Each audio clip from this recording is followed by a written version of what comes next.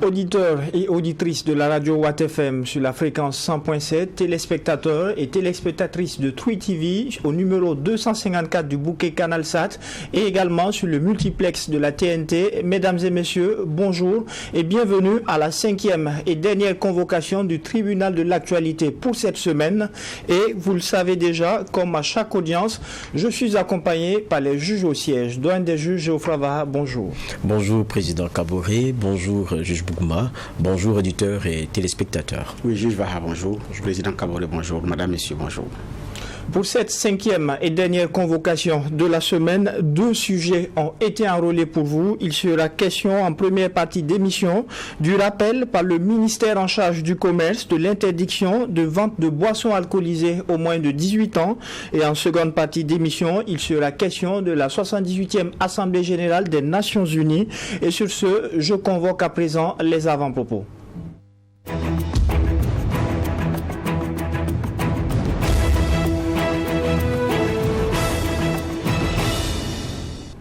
Juge Vaha, qu'est-ce qui retient votre attention pour la présente convocation? Oui, merci Président. Ce qui retient mon attention, c'est bien la vidéo qui a concernant le reconditionnement comment on appelle ça, d'éléments de la estampillé Sonagès. On sait que quand c'est comme ça, on connaît la destination de façon très claire et on sent que la dynamique, c'est ce qui devrait revenir à une accessibilité plus intéressante, la reconditionner et puis aller le vendre ailleurs. Et puis on a eu le communiqué de la Sonagès qui dit que le stock incriminé, bien qu'estampillé Sonagès, ne provient pas des stocks de la société et qu'il est la propriété du Conseil national de secours d'urgence et de réhabilitation CONASUR au profit des personnes déplacées internes et que cette tentative de reconditionnement est l'œuvre d'individus véreux et mal intentionnés n'ayant aucun lien contractuel avec la Sonagès. Tout ça c'est bien. Je pense que tout ça c'est bien. De dire oui, ils n'ont aucun lien avec la Sonagès et que même si c'est estampillé, c'est le CONASUR qui gère. Mais ça pose beaucoup de questions. Comment est-ce que dans la chaîne, on peut se retrouver avec un stock pareil et des individus l'ont pas devant eux et puis ils tentent de les reconditionner? Moi je me demande, mais est-ce que les gens ont conscience de la réalité dans laquelle on est? On est en guerre, ça ne va pas au demande au Burkinabé de faire des efforts. Et puis, il y a des déplacés internes, près de 2 millions, plus de 2 millions, qui ne demandent qu'à avoir un minimum. Mais même dans ce processus-là, d'effort qui est fait à leur endroit, il y en a qui trouvent le moyen de se dire qu'ils peuvent se faire de l'argent dessus.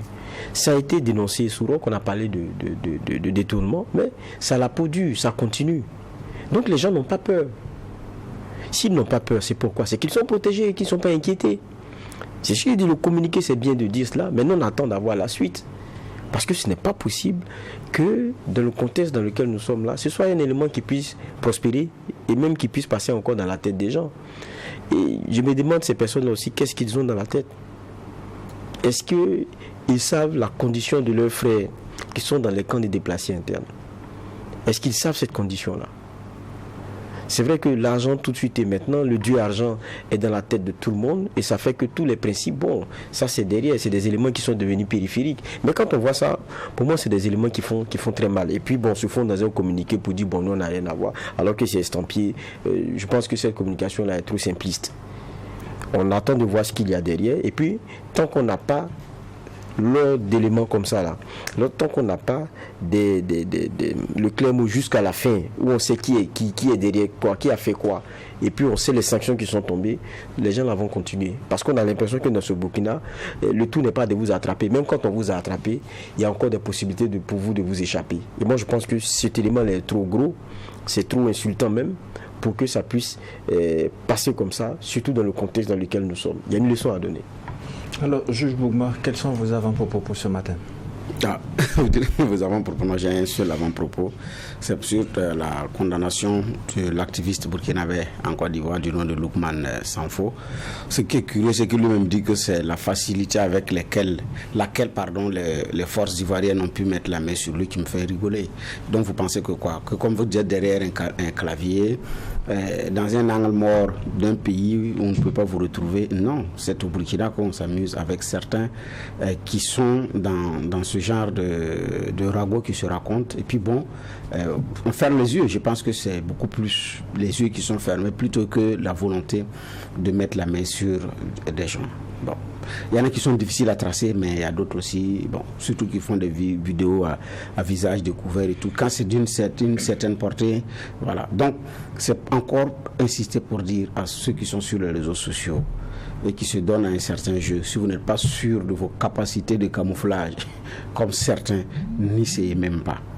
Et les pays ne sont pas les mêmes. Et en la matière, la Côte d'Ivoire est très avancée, même sur le plan du dispositif juridique, par rapport à la qualification à donner à ceux qui utilisent les réseaux sociaux, que ce soit les blogueurs, les influenceurs, les activistes, ou en tout cas toute cette population qui est sur le web, donc que ce soit sur les réseaux sociaux ou sur d'autres plateformes internet. Donc c'est une leçon qui est donnée à ceux qui font ce genre d'affirmations, c'est de savoir assumer ce que vous dites. Et là, j'ai dit, c'est clair. Ici, c'est vrai, on a eu des procès, mais en général, c'est quelqu'un qui se lève et qui dit « j'ai été diffamé ». En ce qui concerne les affaires de l'État, que des activistes ou bien des influenceurs qui disent pas la vérité ou qui manipulent, qui propagent la haine, c'est quand c'est d'une certaine portée, quand ça implique des communautés, que la justice est alerte. Sur tout le reste, il y a moins de gnaque là-dedans. Donc ça a commencé sous le président Kaboré et cela a continué. Donc j'ai dit, c'est un bel exemple également pour ces gens-là. Mais en même temps, la confusion a vite été faite avec notre ancien président, parce que Loukman Sanfo, c'était un homonyme, comment on appelle ça, un homonyme parfait. Et donc beaucoup se posaient la question de savoir qu'est-ce qu'il y a. Mais bref, c'est pour dire encore à ces personnes-là de faire très attention. Internet, c'est pas un espace de non-droit. Il y a des gens qui sont en train d'écrire aujourd'hui, mais qui vont répondre dans les années à venir, parce que c'est des traces et ça reste. Et même le commentaire, le like, le partage, si vous n'êtes pas sûr d'assumer et vous n'êtes pas sûr de la véracité de ce qu'il lit, lisez et passez votre chemin. Si vous colportez ça, c'est comme quelqu'un qui a colporté du mensonge. Vous êtes également commenteur. Pour ceux qui nous prennent en marche sur Watt FM, vous êtes bien à la 5e audience du tribunal de l'actualité et nous évoquons ce matin le rappel à l'ordre du ministère en charge du commerce par rapport à l'interdiction de vente de boissons alcoolisées aux moins de 18 ans. Juge Vaha, ce n'est pas nouveau, mais il a fallu faire ce rappel. Oui, ce n'est pas nouveau. Et vous savez, au Burkina, on a, en tout cas, quand vous lisez les tests qu'on a, normalement beaucoup de choses sont bien encadrées. Et le problème, c'est qu'il y a des phénomènes qui ont la peau dure. Donc la question qui se pose, c'est un peu comment on fait. Et je pense que aussi c'est pour cela que ce genre de rappels-là interviennent très souvent pour dire il faut pas oublier que, par exemple, ceci ou cela est interdit par la loi. Mais le problème, c'est pourquoi est-ce que ça continue si c'est interdit? Donc déjà pour moi c'est bon, pour revenir au sujet, la question que vous posez, c'est bon ce type de rappel. C'est des piqûres qui sont importantes pour ceux qui pensent que bon, il n'y a pas rien à encadrer et qu'on peut faire tout et n'importe quoi. Et puis il y a une jeunesse, quoi qu'on dise aujourd'hui, qu'il faut vraiment regarder avec beaucoup d'attention. Le monde aujourd'hui il va tellement vite et on est très vite perdu. Nous-mêmes qui sommes parents, ceux qui sont leurs aînés, quelquefois la fracture est déjà très grande parce que le monde il bouge, il n'est plus celui que nous avons connu. Avec les technologies qui sont venues et plein d'autres éléments, les éléments vont très rapidement. Et quelquefois, vous êtes même peut-être le grand frère, mais vous êtes même nettement plus vieux, parce que un peu dans une fracture très forte avec eux, difficile même quelquefois de les comprendre, parce qu'ils sont comme dans un autre univers. Mais c'est dans cette concomitance des temps-là qu'il faut s'asseoir et puis bien regarder, parce que c'est eux l'avenir de demain, c'est eux qui sont la nation de demain. Donc, c'est ce qu'on laissera faire qui va les formater aussi pour demain. Donc il faut faire vraiment attention. Et aujourd'hui, Quand on prend la question de l'alcool, on prend la question des stupéfiants, des drogues, mais c'est quelque chose qui est en train de décimer notre jeunesse. Il n'y a pas... Et puis ne pensons pas, parce qu'on parle d'école, on parle de jeunes, mais ne pensons pas que c'est des phénomènes urbains. C'est-à-dire que l'évolution des choses est devenue tellement grave que aller jusque dans les hameaux, on a vu quel a été l'impact des petits sachets là, avec des dosages mais pas possibles d'alcool, des condensés. Le monsieur quand il prend, il est dans nos dimensions pendant longtemps. Et ça, vous le retrouvez jusque dans les petites contrées. Et il y a une addiction très forte, même dans ces hameaux-là. Donc ça devient un élément grave. Ça devient un élément même de santé publique. Parce que allez, faites des enquêtes, et bon, on va en discuter. Allez voir dans certains services, vous allez comprendre. Aujourd'hui, on va beau cacher que nos jeunes ne sont pas si addictés, parlant de stupéfiants et autres. Mais il y a des choses qu'on ne peut pas cacher. Allez voir les services qui sont chargés de traiter de façon psychiatrique ces cas-là. Vous allez voir comment de plus en plus on trouve des jeunes qui ont perdu la tête pour avoir pris pendant longtemps et de façon constante ces produits-là. Ça, c'est une réalité. Donc, on ne peut pas cacher ça. Mais très souvent, dans les familles, c'est comme ça. Il disparaît. Le petit jeune, déjà on a commencé à voir son comportement un peu bizarre. C'est la famille même qui dit qu'il est allé en voyage. Alors que le monsieur il est en train de devenir fou, ils sont en train de tenter de le sauver quelque part. On ne donne pas le conseil à l'autre. Hein. Chacun cache sa plaie. Chacun essaie de couver. Mais bon, je suis déjà dans le sujet, mais oui, c'est une réalité. Oui, c'est important que de temps en temps, il y ait des rappels. On va parler de l'alcool, c'est vrai, mais je dis, il y a beaucoup d'autres éléments qui déciment notre jeunesse. Et puis, je crois aussi que pour chacun d'entre nous, ça doit sonner comme des alertes très fortes. On passe devant des écoles à quelques mètres, des enfants là viennent acheter des vaudis, mais c'est normal. La loi même, qu'est-ce qu'elle dit sur la question de la vente de l'alcool, même des cigarettes, en termes de périmètre par rapport à un établissement? Je pense que c'est 400 mètres. Le monsieur ouvre une boutique, en même temps qu'il vend un stylo, il vend un cahier, mais il vend l'alcool. Mais c'est ça la réalité. L'application des textes cause donc problème. Il commence par vendre un stylo, un cahier. Maintenant, comme chaque fois les enfants la demandent, vous ne venez pas vous dire ici, hein. Bon, excusez-moi de dire quelquefois des bacs. On lui demande ça 2-3 fois. C'est le dieu argent, comme je le disais en avant-propos. 2-3 fois, il y voit un marché. Il envoie 2 bouteilles, il envoie 2 canettes, il envoie 3. Pour finir, il ne vend même plus de stylos. Il ne vend même plus les feuilles là. Lorsqu'on vous fait des demandes, il ne vend même plus. Parce que ça, c'est même pas rentable. C'est ça notre réalité. Alors, juge Bouma, le juge va planter le décor. Le phénomène semble avoir la peau dure. Le ministère procède à un rappel. Qu'est-ce que vous pensez de ce rappel? Ce n'est pas le phénomène qui a la peau dure. C'est nous qui ne nous assumons pas conséquemment, c'est tout. Des pays ont pris des mesures, on peut arrêter. Non, je pense que c'est nous qui ne nous assumons pas conséquemment. Ça ne tombe pas du ciel, ces boissons. Ça ne pousse pas dans les boutiques comme des champignons par enchantement. Monsieur, il vient, il ouvre son échoppe et puis voilà ça dans son congélateur. Non. Ça a été importé. C'est passé par nos frontières pour être vendu. Donc, quel phénomène à la peau dure? Non, pas du tout. Des pays ont pris sur eux la responsabilité, par exemple, les sachets en plastique. La mesure a été prise au Rwanda. Le Rwanda s'est donné les moyens pour pouvoir faire respecter cette mesure. Avec tout ce qu'il y a également comme marché noir, c'est possible, ça oui. Des reportages ont montré que le marché noir, oui. Mais allez-y, vous n'allez pas voir ça comme ici. Mais chez nous, contre le même sachet noir, la loi a été adoptée. Elle n'est pas appliquée. C'est vrai qu'aujourd'hui, on a de plus en plus de sachets biodégradables. Mais les autres, il y en a toujours. Les emballages, quand on regarde, voilà. Mais ça, ce n'est pas que le dispositif légal n'est pas là. Quand sous le président Kaboré, l'ancien ministre du Commerce, Haruna Kaboré, a pris l'arrêté contre les frélatés, on a vu ce qu'il a essuyé comme tir groupé de la part de certains promoteurs de frélatés en son encontre. L'arrêté n'a pas pu être appliqué. Il a appris que la délégation a pu rencontrer le chef de l'État pour parler, pour demander de taire ça. C'était sous nos tropiques. On est là, on les regarde. Donc ici, c'est pas le phénomène qui a la peau dure. Non.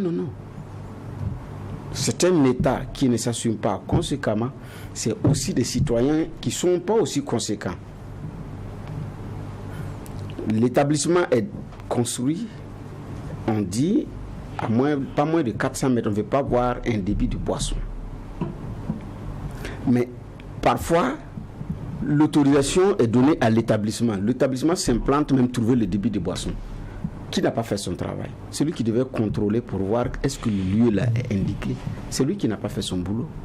Mais le chef d'établissement, il a un espace qu'il a payé depuis 10-15 ans en vue de son établissement. Maintenant, il y a des débits de boissons qui sont venus s'installer après. Maintenant, lui, il est en train de construire. Ce n'est pas à lui de prendre des mesures pour leur dire quitter ici. Lui, il veut se faire son business. Et donc, les élèves, ils sortent, ils payent à boire aux enseignants. Ils disent, monsieur, j'ai laissé quelque chose pour vous. Donc, ça, c'est qui? Donc, au niveau de l'État, dans la chaîne, il y en a qui ne font pas leur boulot. Au sein de la population, il y en a qui ne font pas également leur boulot. Sinon, d'une génération à une autre, il y a toujours eu des boissons, des substances. D'une génération, chaque génération a son mode de substance. Mais chaque État, donc, de chaque génération, prend ses responsabilités pour pouvoir endiguer le phénomène, le fléau. Quand on est à Ouagadougou, on n'a pas une idée de l'ampleur de la situation. Vous partez dans les localités reculées où il n'y a même pas, il y a pas possibilité de congeler quelque chose parce qu'il n'y a pas d'électricité là-bas. Voilà. Les moyens ne permettent pas d'installer un système avec de l'énergie solaire et avoir un équipement adéquat pour rafraîchir les boissons pour ceux qui veulent vendre. Mais c'est ces boissons dont on parle là, c'est versé et on vend ça comme des aubergines ou des oignons. Pour ce qui est de la part de l'État, qu'est-ce qu'il faut faire? Les textes sont déjà adoptés, les textes existent. Mais il faut appliquer les textes, il faut appliquer les textes, c'est clair, c'est interdit. Il faut se rester à la loi, non? C'est interdit, je ne comprends pas. Où se trouve le problème? Non, un État, et alors que dans ces localités, vous avez des forces de défense et de sécurité qui y sont. Les forces de la sécurité intérieure, là, ils sont. S'il n'y a pas une brigade de gendarmerie, il y a un commissariat, ou parfois les deux. Ou parfois avec un poste de douane ajouté. Et c'est vendu au marché. Je dis bien, vous rentrez dans des marchés au niveau des villages, vous regardez sur les étals. C'est à même le sol. Ce n'est pas dans une boutique. Ce que j'ai dit, j'ai vu. C'est à même le sol. Et c'est déposé. C'est comme des condiments. Donc les jeunes, ils partent, ils soulèvent, ils déposent l'argent et ils continuent. S'il n'a même pas un problème de monnaie, ils déposent, c'est sur l'étal et puis ils continuent. Et c'est à perte de vue, je vous dis. Parce que ce n'est pas un seul vendeur, ce n'est pas deux vendeurs. Vous allez là où il y a un événement, heureux ou pas, les mêmes vendeurs sont venus, viennent là-bas encore, et puis ils étalent ça. J'ai dit, mais il y a des forces de sécurité qui sont là-bas. Qu'est-ce qu'elles ont fait? Il y a des autorités morales qui sont là-bas. Qu'est-ce qu'elles ont fait? Il y a des autorités politiques et administratives, dont je parle des maires, préfets. Maintenant, nous sommes dans la délégation spéciale. Qu'est-ce que ces gens-là ont fait? Personne ne fait rien, tout le monde regarde. Mais dans ce même Burkina, un maire s'est levé parce qu'il y a quelqu'un qui voulait installer un débit de boissons, de fabrique de boissons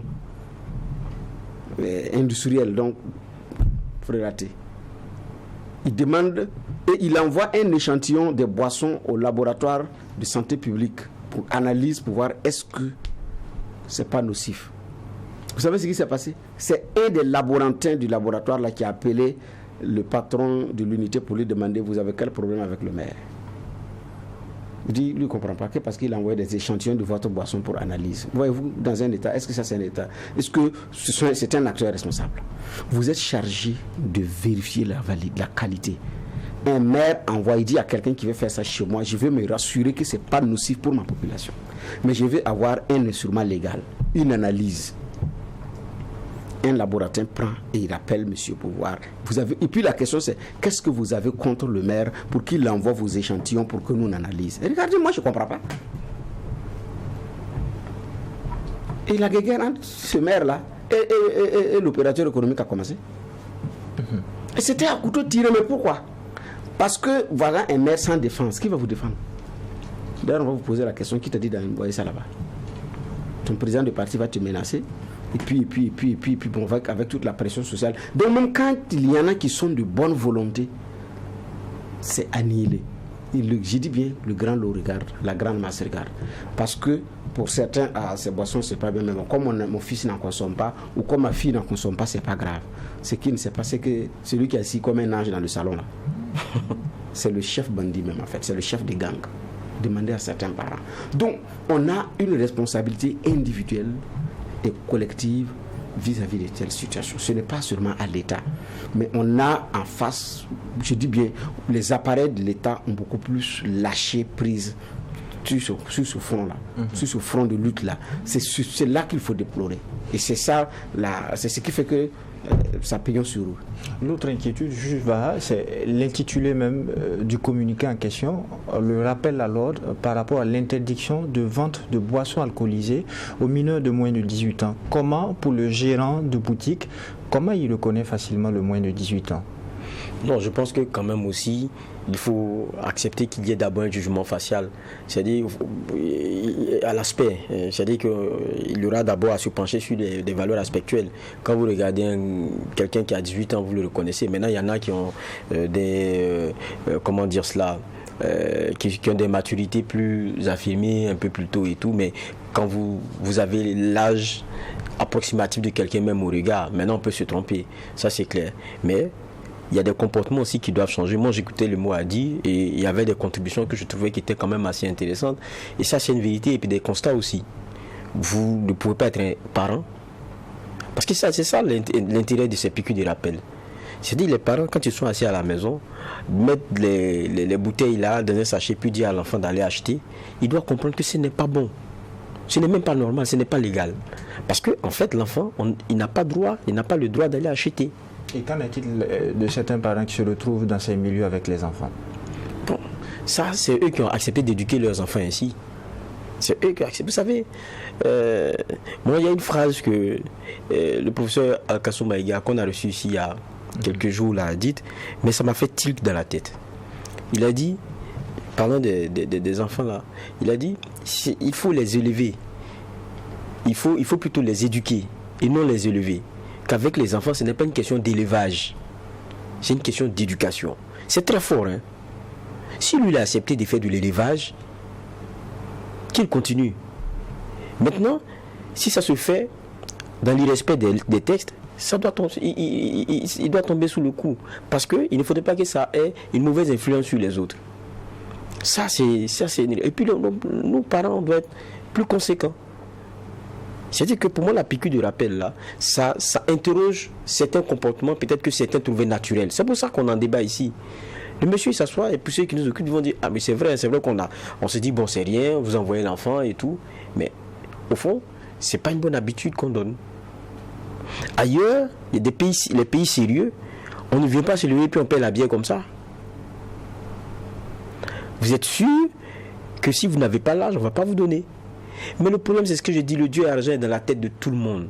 Tant et si bien que le monsieur, ce qu'il voit, il ne regarde même pas le visage. Ce qu'il voit là, c'est l'argent qu'il va encaisser là d'abord. C'est ça le gros problème. Et puis, que dire aussi de certains qui disent à l'enfant, va payer la cigarette, il faut faire allumer. Mais quand tu dis faire allumer là, tu es là-bas pour voir si le petit il a pris il en a tiré de quoi avant de venir. Vous savez, c'est des petits comportements, c'est des petits gestes qui font que, bon, dans la vie de tous les jours avec les problèmes que les gens ont, ils se disent que non, ça passe. Mais en fait, on est en train d'apporter à ces enfants-là des comportements déviants. Et après, on se surprend de découvrir l'enfant autrement. Et on se demande c'est quand il a changé. Alors qu'on a participé nous-mêmes à le faire changer de façon majeure. C'est l'intérêt pour moi de ces piqûres de rappel. Et puis, j'espère que le contrôle là vont donner leurs fruits. Mais je pense que la solution, c'est d'abord dans l'éducation que nous donnons aux enfants. C'est aux parents d'être vigilants. C'est aux parents de faire ce qu'il faut. Et puis notre société a tellement changé que tant que ce n'est pas ton enfant, bon, ce n'est pas ton problème. Avant, tu n'es pas fou. À un certain âge, dans ta tenue scolaire, de mettre à ton bec une cigarette et puis un parent en train de passer. C'est son enfant, c'est pas son enfant, mais toi tu vas passer un sale quart d'heure. Aujourd'hui, on passe et on regarde. À peine même si on remarque. On se fâchera que quand ce sera son enfant. Et même quand c'est l'ami de son enfant, oh, c'est pas mon enfant. On dit même pas ça au père. C'est ça aussi qui nous rattrape aujourd'hui. Et puis, moi, quand je préparais un peu l'émission, il y avait des statistiques que moi je voulais partager. Parce que Bernard disait tout à l'heure, comment est-ce qu'on fait lorsque quelquefois des établissements viennent trouver des débits de boissons. Mais la question des débits de boissons même, c'est un problème. En 2015, il y avait des éléments qui nous avaient été donnés. 3870, j'ai dit 2015, hein, on est là-bas. 3870 débits de boissons rien qu'à Ouagadougou. Donc, ça veut dire un débit de boisson en termes de ratio pour quelques 494 habitants. On n'a même pas ce ratio-là pour les pharmacies, pour les centres de santé. Mais si c'est pour les débits de boissons, là, on est bien nantis. Et quand vous regardez, on dit que c'est les lieux de l'irrespect de toutes sortes de règles qui partent d'abord d'abord même le principe premier d'avoir l'autorisation. On voit qu'il y en a beaucoup qui n'en ont pas des autorisations de pouvoir exercer ainsi, jusqu'à l'irrespect de certaines règles lorsque même il vous est permis de pouvoir ouvrir ce type d'enceinte. Donc ça veut dire que si on est rigoureux même avec la loi, on est rigoureux avec les textes, on pourrait d'abord résorber d'une certaine façon ce secteur-là. Quand vous regardez ce ratio-là, c'est comme on vient trouver une école. Ça, c'est en 2015. C'est comme on vient trouver une école. Si vous prenez le nombre d'établissements que vous avez dans Ouagadougou, faites des rayons de 400 mètres, c'est qu'il n'y aura plus de débit de boisson à Ouagadougou. Maintenant, on est quelquefois piégé par nos propres comportements. Le monsieur, il n'a rien pour pouvoir ouvrir, mais la mairie vient prendre chaque fois ses taxes. C'est-à-dire qu'on vient même ponctionner souvent dans l'illégalité. C'est-à-dire que l'administration, ceux qui représentent l'État, viennent prendre avec ceux-mêmes qui n'ont même pas le droit d'être là. Ça aussi, c'est des éléments de vérité. C'est-à-dire que tant que chacun dans son cocon, on ne travaille pas ensemble. Chacun vient sur ce qui l'intéresse. Il dit, quand vous lui demandez, hey, moi, ça, c'est pas. Il fait une activité commerciale, moi, je viens prendre mon truc ici. Est-ce que la rigueur ne devrait pas commencer par l'autorité elle-même? C'est ce que je dis. Il y a l'autorité elle-même. Donc, le problème, il est vraiment très profond. Il est vraiment très profond. Si, sur ce secteur-là déjà, on commence à être sérieux et on commence à élaguer, je pense qu'il y a beaucoup d'éléments qu'on pourra régler. Même sur la question de la drogue, j'ai fait quelques petites recherches parce que les gens sont assis, ils pensent que c'est de l'amusement. Il y a une enquête qui a été menée dans le centre-nord. C'est sur des populations qui venaient des sites miniers. C'était par l'Académie nationale des sciences, des arts et des lettres. C'était en 2019.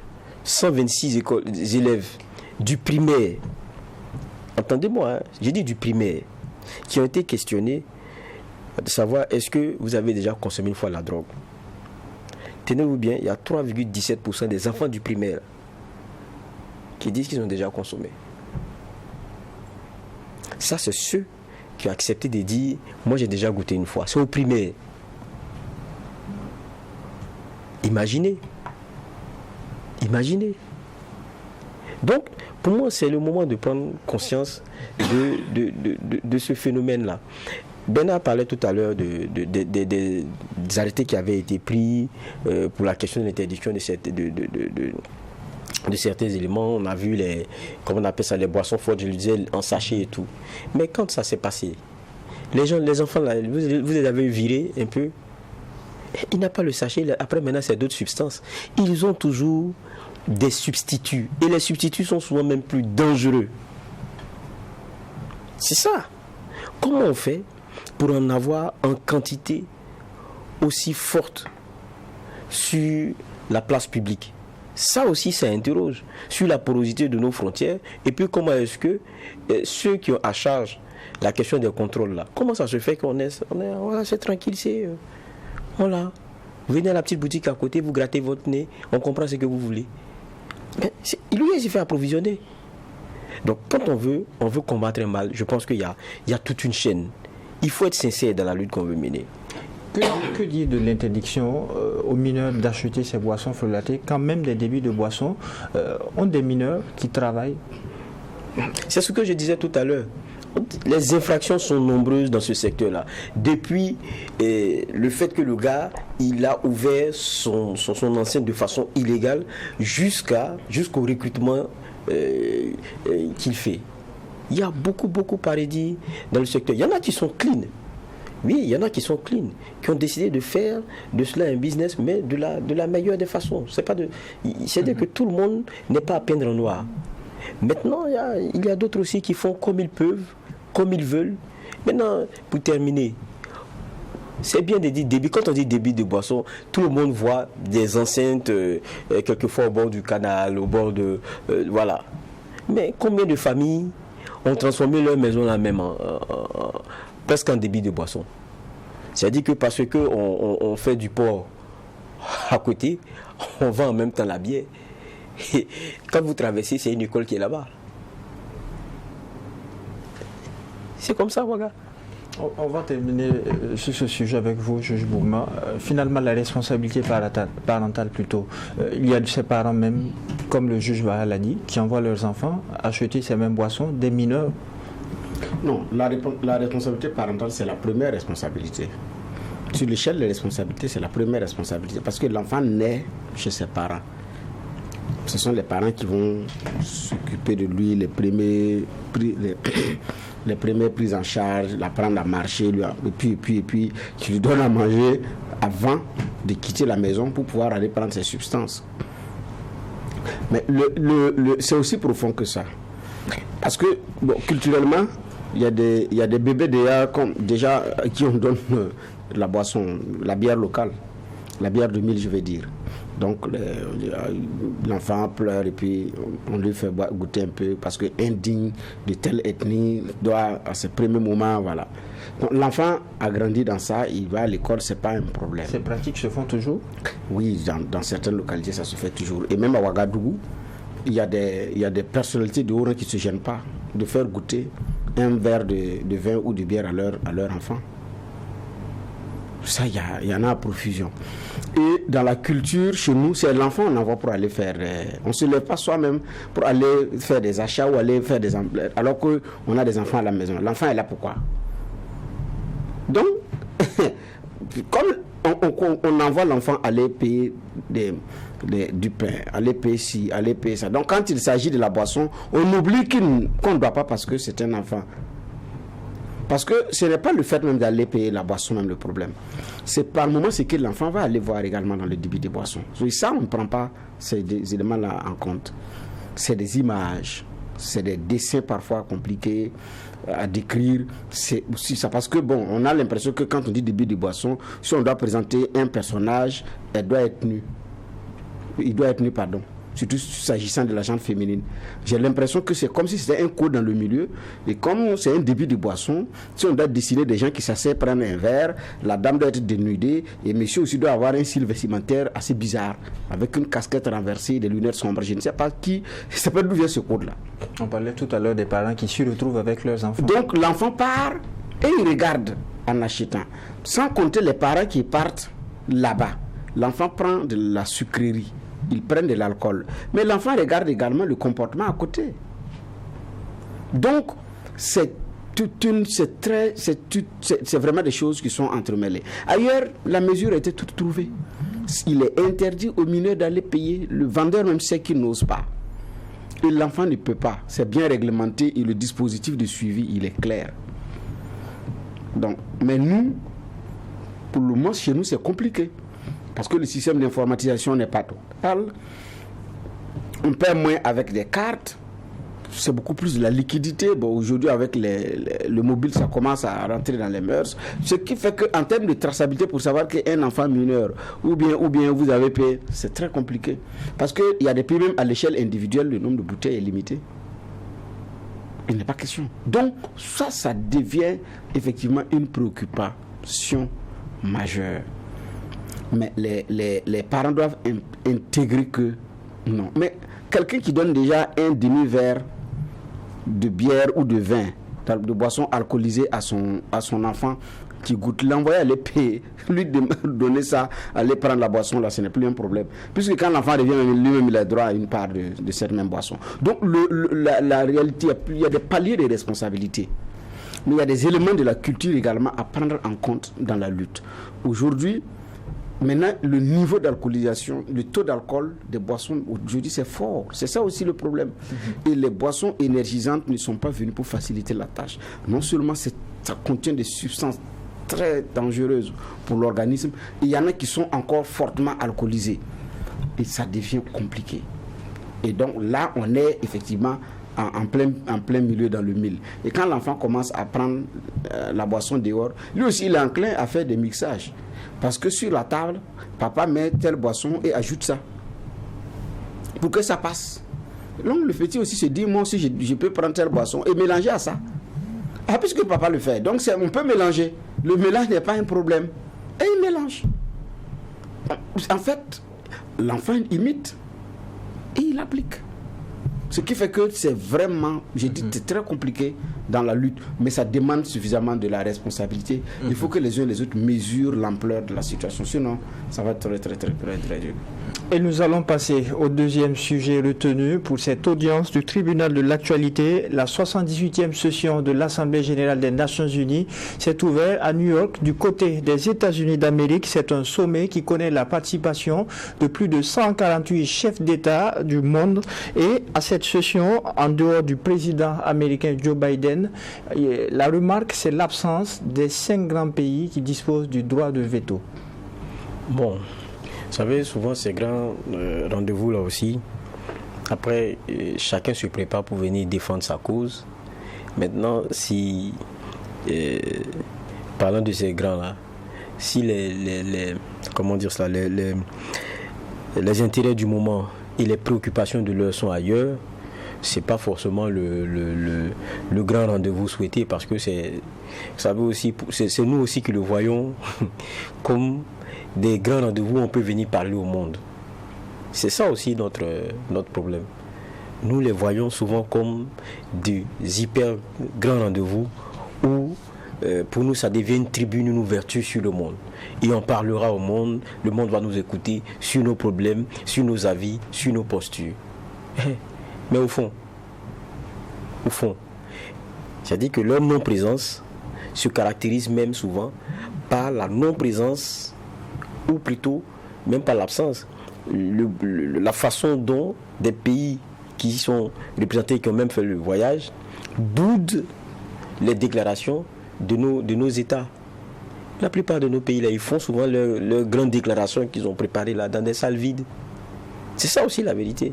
Donc vous comprenez tout l'intérêt que ce type de rencontre là pourrait avoir pour chacun de nous qui le mettons à un certain niveau en termes de tribunes, et les autres pour lesquels, c'est un rendez-vous. C'est un rendez-vous, on envoie qui on peut, et puis, ça continue. Donc, il faudrait que nous aussi, on revoie peut-être nos copies dans la perception que nous avons, justement, de ces opportunités-là.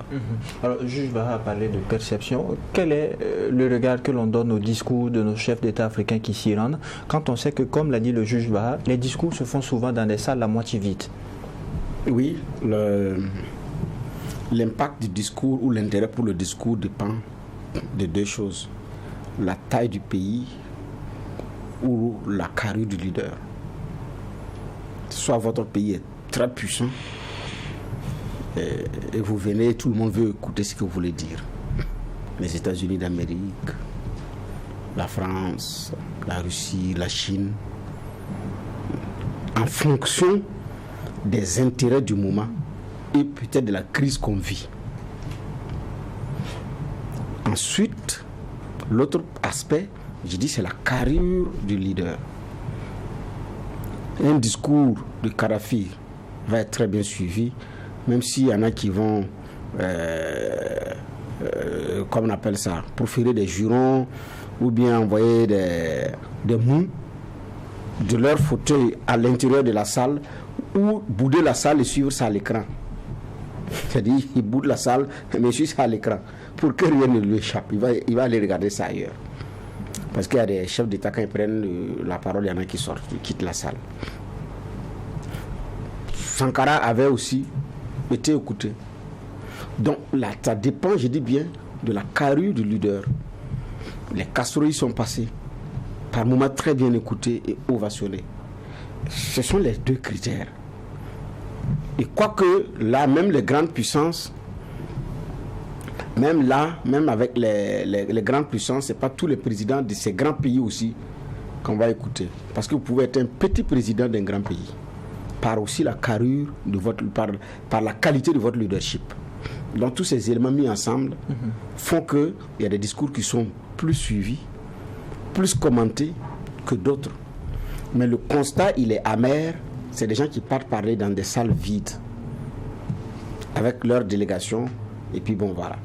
Parce que quand vous regardez les choses de près, il n'y a pas de logique à un moment donné entre les acteurs. Ce qui fait qu'il n'y a pas un intérêt accordé à l'ONU qui a un problème de crédibilité aujourd'hui. Et aussi à ceux qui viennent parler à la tribune de l'ONU qui ne sont pas logiques dans certains dossiers. Résultat de course, pourquoi on va vous écouter? On va venir vous écouter pourquoi? Pour quelle raison? Parce qu'à la même tribune défilent des gens qui soutiennent des putschistes et des gens qui sont contre des putschistes. À la même tribune. Des gens qui permettent à des putschistes de venir prendre la parole à la tribune et qui demandent à d'autres putschistes de ne même pas venir là-bas. C'est tout de même les Nations Unies où chacun a droit à la parole. Mais tout le monde, chacun a droit à la parole. Ça, c'est le principe. Tout le monde n'a pas droit à la parole. Résultat du cours, j'ai dit bien, comment on peut comprendre cette logique-là? Je n'arrive pas à comprendre. Ce qui fait qu'il n'y a pas d'intérêt. Ça joue sur la qualité, la crédibilité de l'institution, qui, après toutes ces années de vie, doit pouvoir se revoir et accepter se revoir. Donc, je pense que nous sommes là en plein dans le mille. Parce que quand il s'agit d'interpeller quelqu'un de façon crue, c'est en fonction de ce que vaut le pays. Ou bien quand il s'agit de se liguer pour aller taper, c'est en fonction des intérêts de ce que vaut le pays. Ce n'est pas les principes. C'est comme je disais avant-hier ici, l'application des principes est à géométrie variable. Mais on les appelle principes. Par moi, quand vous regardez, ce n'est pas une affaire de principes, c'est une question d'intérêt. Et comme les uns et les autres ont compris qu'au niveau de l'ONU, la question des principes par moment est reléguée au second rang, au profit des intérêts, parce que d'ailleurs ceux qui ont créé l'ONU, c'est pour leurs propres intérêts. C'est pour leurs propres intérêts avant de servir les intérêts des autres. Conséquence, nous sommes dans ça. C'est pourquoi on aura toujours des salles presque vides où des gens viennent parler, parfois seuls, parfois avec leur délégation ou leur pays voisin. Et nonobstant ces réalités, il y a eu ce discours du chef de l'État guinéen, Mamadi Doumbouya, qui n'est pas passé inaperçu. Un discours qualifié par certains d'historique. Il a tenu des propos. Il dit par exemple, le putschiste n'est pas seulement celui qui prend les armes pour renverser un régime, c'est aussi ceux qui manigancent pour rester au pouvoir. Qu'est-ce que vous en pensez, juge Vara? Oui, mais le caractère historique, c'est pour l'oreille qui écoute. Ça, c'est ça d'abord. Sinon, parmi les discours les plus commentés, par exemple, quand vous partez sur la toile aussi, ça concerne aussi certains États très loin de chez nous qui parlent de l'Ukraine. Parce que n'oubliez pas que sur 17 à 19, ils parlent d'abord de développement durable. Je pense qu'après venaient les débats, le grand débat où chaque chef d'État vient dire ce qu'il veut. Le 20, c'est les questions du climat. Et puis en fond, c'est toujours la crise russo-ukrainienne. Maintenant, nous, on a notre réalité. Et lors des grands débats, chacun dit ce qui est son intérêt, sa préoccupation. Donc, maintenant, oui, c'est vrai, le discours du président guinéen, ça sonne dans une oreille favorable, mais qui est dans notre cocon. Ça, il faut qu'on se le dise. Parce que ça nous parle, nous qui sommes dans des pays concernés par cette actualité-là. Mais ce sont des vérités aussi qui ont été assénées quoi qu'on dise par le président guinéen. Parce que tout le monde aussi aura remarqué qu'à un moment donné, les différents régimes ont presque eux-mêmes, par leur façon de fonctionner, justifié les coups d'État qui les ont balayés. Ça, c'est une vérité. Donc, ça pourrait donner une autre lecture de la survenue de ces coups d'État. Mais pour moi, le caractère salvateur du coup d'État en lui-même, pour moi, on ne peut pas le poser de façon intrinsèque. Sinon, ça allait développer certains pays. Ça n'a développé aucun pays. Donc, ce n'est pas une solution intrinsèque.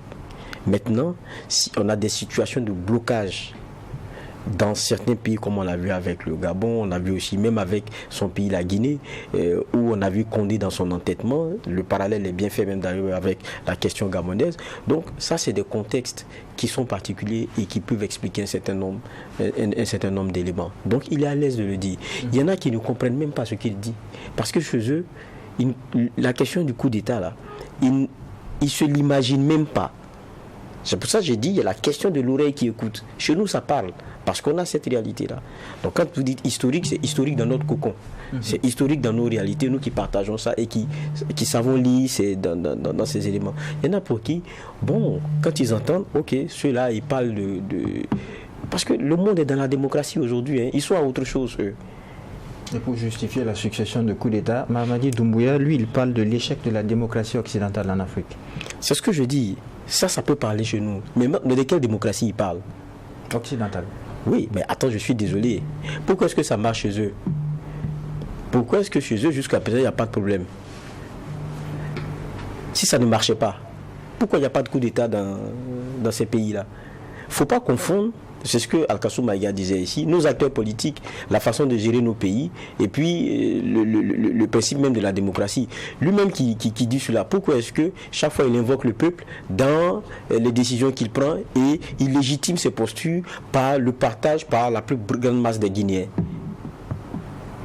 C'est parce que le principe c'est la démocratie, c'est-à-dire que tout ce qu'on fait c'est pour le peuple et par le peuple. Il y est. Donc il ne peut pas dire que ce n'est pas ça qui marche. Moi je suis désolé. C'est dans un développement, être soi-même dans une logique illogique. Maintenant, oui, on a fait des coups d'État, on est dedans, on sait qu'il y a eu des contextes qui les ont justifiés, c'est une réalité. Maintenant, la question de la démocratie, il ne faut pas confondre ce que Bongo faisait là à une démocratie. Il ne faut pas confondre ce que son prédécesseur Alpha Condé faisait à une démocratie. C'est des gens qui ont tripatouillé les constitutions, qui ont forcé la continuité, alors que leur principe disait clairement, tu fais tes 2 mandats et puis tu pars. Ailleurs, ce n'est pas un débat. Il y en a même qui n'ont même pas inscrit cela dans leur constitution. Ils sont dans des démocraties, mais c'est un gentleman agreement. Tu n'es pas fou pour penser que tu es la solution pour le pays. Tu viens, tu apportes ce que tu peux, tu pars et d'autres viennent. C'est ça. Donc faire le procès de la démocratie petitement parce que nos pays, on a eu des acteurs qui ne se sont pas assumés, moi je pense que ça c'est réducteur. C'est pour ça que j'ai dit, ça parle à des oreilles qui sont dans un contexte qui le comprennent. Les autres sont à un autre niveau, sont à des années-lumière de cela. Et eux, vous ne pouvez même pas leur expliquer qu'un coup d'État puisse se justifier. Mais nous, on est dans des réalités où vraiment c'est compliqué. C'est-à-dire que nous sommes dans un autre contexte qui fait que quelquefois pour se sauver de situations, on est obligé de voir une armée venir mettre fin en tout cas à des situations qui ne peuvent être acceptées outre mesure. Mais pour moi qui ne sont pas encore des solutions durables, c'est-à-dire que c'est peut-être des opportunités, ces transitions-là sont des opportunités de changement fort à travers des efforts qu'on fait dans des textes pour essayer d'encadrer au maximum et nos élections, parce qu'on a beaucoup de démocratie élective, ça aussi c'est une réalité, électoralistes plutôt, qui sont beaucoup campés sur qui va gagner les élections, comment on va gagner les élections, comment on va faire pour se maintenir au pouvoir. Non, mais après, il y a un pouvoir à exercer, il y a des résultats, il y a une redevabilité vis-à-vis de son peuple. Je pense que ça, par exemple, c'est des éléments qu'on doit mettre. Donc les transitions qui sont venues, au lieu de toujours rappeler comment et pourquoi on est venu, non. Vous êtes venu pour mettre fin à quelque chose, mais pour travailler à ce que ça ne se répète plus. Parlons de ça. Alors, juge Bougma, le président de la Guinée, Mamadi Doumbouya, qui tire à boulet sur la démocratie occidentale, il estime que c'est un modèle qui entretient le pillage des ressources africaines. Non, moi, je suis pas. Quand effectivement j'ai entendu démocratie à l'occidentale, où je suis d'accord avec lui, ça veut dire que c'est là-bas, le système de la démocratie a pris du temps pour s'édifier au fil des ans. Il parle de l'échec même de la démocratie. Donc je peux déjà... Non, il y a une parenthèse, c'est une petite phrase, dans une courte phrase. Là, je suis d'accord qu'effectivement, ils ont eu du temps pour se construire petit à petit. Après la Révolution française de 1749, après le Fofgula aux États-Unis, la date d'indépendance, le système a pris du temps pour se construire au fil et à mesure. Nous, notre pays, c'est une 60aine d'années d'existence et d'expérimentation de ce mode de gouvernance. Donc, on ne peut pas être au même niveau en termes d'enseignement et de leçons tirées. Nous avons un avantage que ces messieurs l'ont appliqué et que nous pouvons effectivement voir ce que nous allons faire. Mais dire que c'est un échec total, je ne suis pas tout à fait d'accord. Ce même système démocratique, on l'avait quand même. Interrogeons nos cultures. Vous prenez le mot de gouvernance, le royaume aussi. À l'école, on nous a dit que c'était un système démocratique qui marchait. Avec un chef qui avait une cour, qui avait des ministres, qui avait. Et qui avait même jusqu'à un service de renseignement.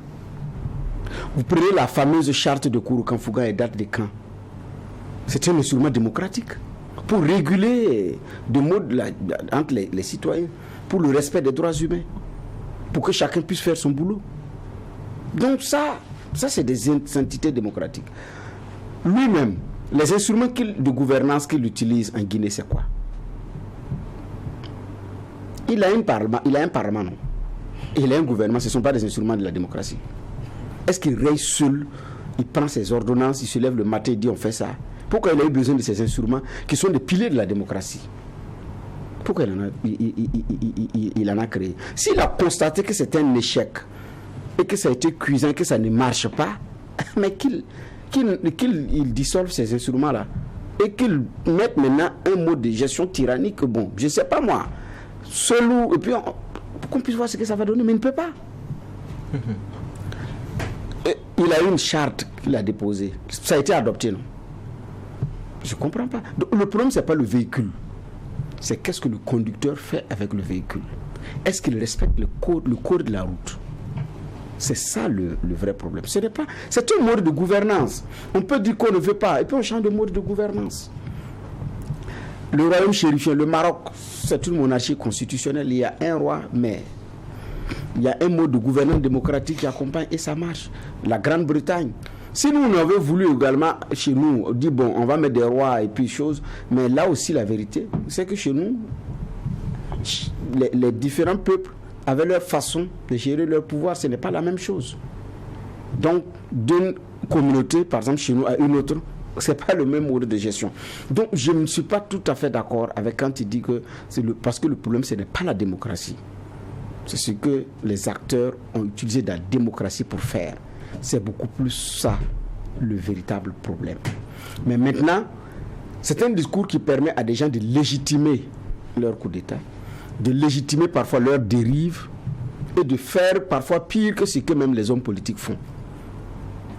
Mais comme il y a la peur, il y a la menace, il y a les invectives, il y a moins de bruit là-dessus. Sinon ça, voilà. Maintenant, moi, la question que je voudrais poser à M. Doumbouya, s'il était là, à partir de ce moment-là, lui propose quel mode de gouvernance à l'Afrique? Quel mode pour désigner le président de la République? Qu'est-ce qu'on va déposer comme mode de gestion de la cité en dehors de la démocratie qui pour lui a échoué? C'est quel mode de gestion nous allons faire? Le débat est plus à nous. Tous, ils critiquent tous, ils disent que la démocratie n'est pas bien, mais on gouverne comment? Fin de ce 5e numéro du tribunal de l'actualité. Merci aux différents juges pour les angles de regard et d'analyse. Merci à vous, mesdames et messieurs, qui nous avez suivis. Merci également aux équipes techniques de réalisation qui nous ont accompagnés tout au long de cette semaine. Ici, au tribunal de l'actualité, la rigueur d'une justice équitable s'applique sur tous les sujets enrôlés. Au revoir et à lundi pour une autre convocation.